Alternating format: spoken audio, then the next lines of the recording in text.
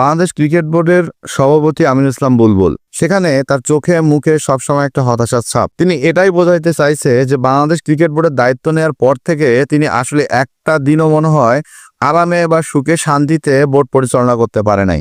প্রত্যেকটা পদে পদে প্রত্যেকটা সময় তিনি একটা না একটা ক্ষতির সম্মুখীন হয়েছেন। বিপিএল আয়োজন করতে গেল, সেখানেও প্লেয়াররা একটা গোষ্ঠী খেলতে নামলো না, সেটার জন্য তিনি দুঃখ প্রকাশ করছেন। এবং প্লেয়ারদের যে বিশ্বকাপ খেলা না খেলা নিয়ে একটা দ্বন্দ্ব ছিল, সেখানে প্লেয়াররা যে বিশ্বকাপ খেলতে পারলো না, এজন্য তিনি মনে আরো বেশি আপসেট।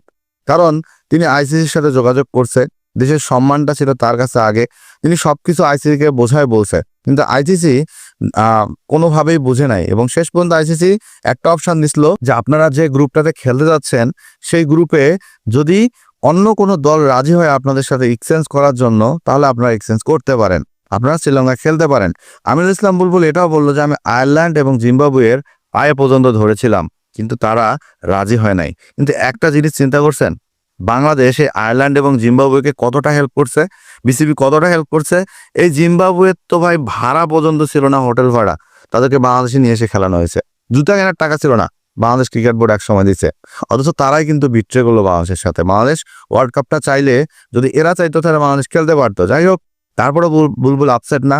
বুলবুল পাকিস্তানের কাছে কৃতজ্ঞতা জানালো এ কারণেই যে বিপদের সময় তারা বাংলাদেশ ক্রিকেট বোর্ডের পাশে ছিল। আইসিসির ইভেন্ট না খেলার জন্য বাংলাদেশ হয়তো একটা শাস্তি পেত, আর্থিক জরিমানা পেত, সেটা থেকে বাংলাদেশ বের হয়ে আসছে।